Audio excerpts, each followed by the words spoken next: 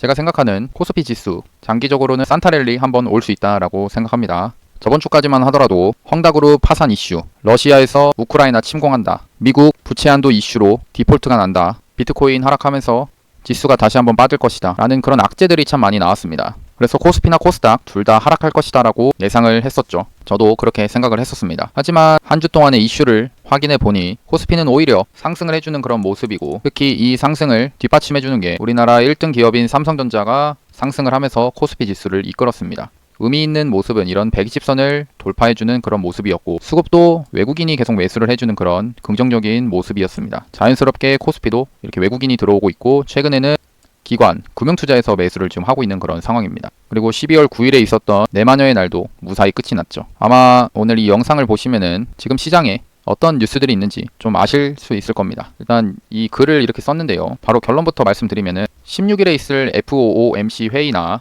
15일에 있을 미국 소비자지수 발표로 인해서 인플레이션 우려로 단기적인 하락은 있을 수가 있습니다. 하지만 아까 말했듯이 장기적으로는 산타랠리가 올 수 있다라고 생각하고요. 그 원인의 그 이유는 첫 번째로 오미크론 변이 바이러스 치명률이 감소되는 것과, 두 번째 국내 외국인 매수세 유입, 세 번째 15일날 미국 부채 한도 이슈가 악재였는데 이게 소멸이 됐다. 그 이유는 미국 상원, 하원에서 부채 한도 상향 법안 발의를 했기 때문에 악재 소멸은 곧 호재가 되겠죠. 그럼 내용을 하나씩 보겠습니다. 일단 이런 뉴스가 있는데요. 16일 FOMC 테이퍼링 금리 인상 이정표 제시할 것이다 라는 이슈입니다. 우리가 이제 봐야 될 거는 이 16일 날의 FOMC 회의인데요. 그동안에 이제 테이퍼링을 언제 한다라고 특정돼서 나온 건 없지만 많은 사람들이 2022년 6월 달에 한다라고 했습니다. 하지만 최근 파월 의장이 인플레이션이 그동안은 일시적이다, 통제 가능하다라고 했는데 어느 순간 반대되는 말을 하면서 이번 12월 FOMC 회의에선 2022년 3월에 테이퍼링을 한다라고 하고, 그 다음에 이제 금리 인상에 대해서도 얘기가 나올 텐데요. 이거는 좀 나와봐야겠지. 증권사마다 좀 다릅니다. 어디는 뭐 2022년 3분기에 하겠다, 아니면 4분기, 혹은 23년에 할 수도 있다라고 하는 식으로 얘기가 나오는데, 그거는 일단 이번 테이퍼링 시행 시기를 확인을 해보고요. 그래서 22년 3월에 한다라고 하면은 제가 볼 때는 지수가 큰 영향은 없어 보입니다. 반대로 2022년 6월에 테이퍼링을 한다라고 하면은 지수가 오히려 악재가 해소가 되면서 더 크게 상승할 가능성이 있어 보입니다. 그리고 14일에서 15일 날 미국 생산자 물가지수 발표를 하는데, 이게 왜 중요하냐면은 이 물가지수가 높게 올라가면은 인플레이션이 다시 한번 나올 수가 있는데, 주로 인플레이션은 시장에 돈이 넘쳐나고 경제가 좋을 때 물가가 상승을 하는 현상을 말하는데, 반대로 스태그플레이션이라고 존재합니다. 경기가 지금 뭐 코로나 사태처럼 침체가 다시 되고 있는 그런 상황에서 금리 인상이 나오게 되면은 인플레이션보다 더 안 좋은 게 나오게 되는데, 그런 게 이제 시장에서 우려하는 바이고요. 그거는 아직 정확히 안 나왔는데 이 생산자 물가 지수를 확인을 하면서 생각해 보면 될 것 같습니다. 그동안에 연준에서는 금리 인상을 하겠다라는 그런 기준을 고용을 잡았습니다. 코로나로 인해서 미국에서 그 고용 지수가 많이 하락을 하고 했는데, 이 고용이 회복이 되면은 그때 금리 인상을 하겠다라고 했었고요. 근데 저번에 파월 의장 얘기를 들었을 때 이 물가 안정, 그러니까 인플레이션이죠. 인플레이션이 지금 좀 심각하다라는 식으로 얘기를 하면서 이 긴축 가속 테이퍼링을 하겠다라는 그런 식으로 얘기가 나오고 있는 겁니다. 그래서 많은 국내외 증권 업계에서는 연준이 내년 6월 테이퍼링을 종료할 것이다라고 생각을 했지만 지금은 3월로 보는 시각이 크다라는 겁니다. 그리고 다음 뉴스를 또 보면은 FOMC에 대한 경계감을 지나치게 높일 필요는 없다라는 의견이 좀 있는데요. 이거는 저도 동의를 하는 의견이고요. 우리나라나 또 신흥국 증시를 봤을 때 코스피 그동안에 계속 하락을 이어갔던 그런 상황입니다. 코스닥도 마찬가지고요. 그나마 이제 최근에 상승을 해준 거죠.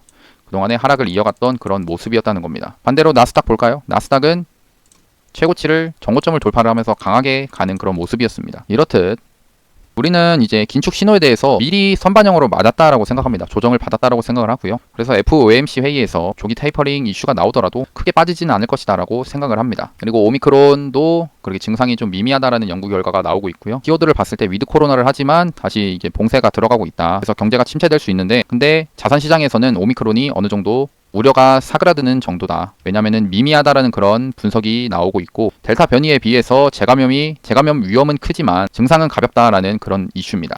그리고 다음 뉴스, 아까 미국 상원에서 민주당 주도 부채 한도 인상안 통과를 한다라고 하는데, 이게 통과가 됐다는 게 부채 한도 인상을 마음대로 할 수 있다라는 겁니다. 아직 부채 한도 인상을 하겠다라고 얘기가 나오진 않았지만 이거는 결국에는 디폴트 우려가 끝이 난다라고 보면서 호재로 반응이 될 겁니다.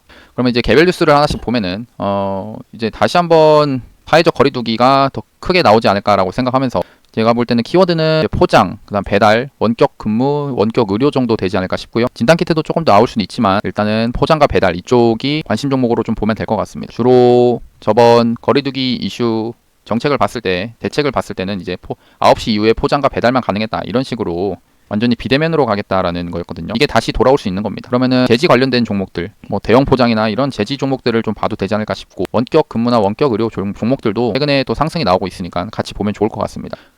최근에 메가이CS나 이런 메디안, 호흡기 관련된 종목들도 상승을 하는 걸 봤을 때 같이 관련 종목으로 넣되, 그래도 단기간에 좀 상승을 좀 해놓은 상태니까 너무 이제 이런 위에 더 올라가는 거를 기대를 하면서 매매를 하기보다는 이 코로나 섹터는 단타로 매매를 하는 게 좋지 않나 생각합니다. 왜냐, 이 코로나라는 게 아까 봤듯이 오미크론 변이 바이러스가 치명률이 그렇게 크지 않다라는 이슈가 계속 나오고 있는 상황이고, 코로나라는 게 20년도 3월부터 해가지고 지수가 코로나가 퍼지면서 코로나 관련주들이 크게 상승을 했었습니다. 근데 그 뒤에 이제 여러 차례 변이 바이러스가 나온다라고 하면서 코로나 관련주들이 상승을 했다가 떨어졌다 이런 식으로 나오는데, 이제는 신선함이 떨어진다는 겁니다. 주식시장에서 이 신선함이 참 중요한, 여러 번 반복해서 나오면 신선함이 떨어지기 때문에 그렇게 막 길게 들고 갈 종목까지는 아니다라고 생각합니다. 그리고 두 번째로 제2의 바다 이야기 우려. 국내로 돈 버는 게임 퇴출 수순이다라고 하는데, 이게 P2E입니다. 그래서 관련주들 중에서 게임주들이 영향을 받을 예정이고요.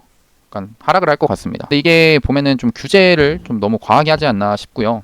이게 사행성으로 가게 되는데 사행성이라고 생각은 잘 안 들거든요. 근데 이게 내용을 좀 보면은 애초에 이 P2E를 정부에서는 승인을 하지 않았습니다. 근데 이제 이 승인 안 한 거를 다시 회의가 열렸는데 그거를 다시 한번 이제 승인 안 하겠다라는 그런 내용이었고요. 등급 분류 취소를 한 상태입니다. 그래도 제목으로 봤을 때는 게임주가 영향을 받아서 하락을 할 수 있지 않을까 싶고, 이 P2E의 내용을 봤을 때 매일 그냥 퀘스트 같은 거 미션을 깨가지고 완료하면 코인을 주는 겁니다. 이것도 하나의 노동이 될 수도 있지 않나 생각하는데 좀 교재가 나오고 있네요. 그리고 통합 지지율이 좀 윤석열 후보가 올라가고 있다, 이런 내용 관련주들이 찾아서 보시면 될 것 같습니다. 그 다음에 아까 봤듯이 또 오미크론 집에서 관리 가능한 수준이다, 2주면 회복이라고 하고요. 전파력이 큰 오미크론 바이러스가 이 치명률이 높았던 델타 바이러스를 쫓아내버릴 가능성이 좀 있다 생각합니다. 바이러스가 살기 위해서는 숙주가 죽어서는 안 되는데요. 숙주가 죽으면 바이러스도 결국 죽게 되겠죠. 그래서 이 바이러스도 결국에는 변이가 나오면서 숙주가 죽지 않게 치명률을 낮춘다라는 그런 결과가 있습니다. 그래서 오미크론 변이 바이러스가 전파력이 크지만 치명률이 낮아서 오히려 코로나의 종식을 예견하는 전문가들도 있다라는 얘기가 있습니다. 그리고 다섯 번째는 바이든 대통령이 첫 대북 제재를 했다라고 하고요. 대북주는 좀 손이 안 가긴 합니다.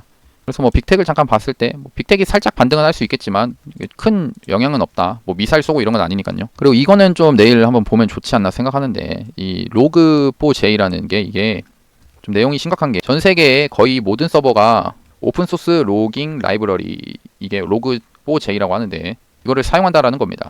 그래서 지금 취약점이 발견됐다라는 건데, 이게 특히나 이제 애플, 아마존 이런 대기업에서도 사용하고 있는 로그이기 때문에 참 중요하다라는 겁니다. 이 이슈가 계속 좀 더 지속이 될 수 있어서 보안주들, 금요일 날에 또 상승을 했었는데 보안주들이 꽤나 많긴 합니다. 제가 올린 거 말고도 좀 더 많을 텐데 보안주들도 한 번씩 좀 보면은 좋지 않나 생각하고요. 그러니까 월요일 날에는 또 저런 이슈로 해서 갭이 뜰 수가 있는데, 갭이 뜨면 너무 따라가지 마시고, 근데도 일단 이슈는 있다라는 걸 인지를 하면서 매매를 하면 좋을 것 같습니다. 그리고 다른 큰 이슈는 2022년 CES, 삼성전자나 현대자동차, LG전자에서 참여를 하는 그런 전자기기 발표 회라고 보시면 되는데, 내년 1월 4일에 있습니다. 그래서 관련주들을 좀 모아가지고 좀 조정이 오면은 사볼 수 있지 않나 생각하고, 그 다음에 JP모건 헬스케어도 1월 중에 있습니다. 이 참석하는 기업들 한번 찾아보는 것도 괜찮지 않나 생각합니다. 그리고 제가 이제 공부할 겸 해서 매일매일 이런 식으로 이슈를 카페에다가 올리고 있는데, 카페 소가 궁금하시면 댓글에다가 달아놓겠습니다. 오셔서 그냥 매일 한번 보시면 되고요. 이 주식 시황입니다. 그리고 영상, 이제 강의 영상 하나 또 찍어야 되는데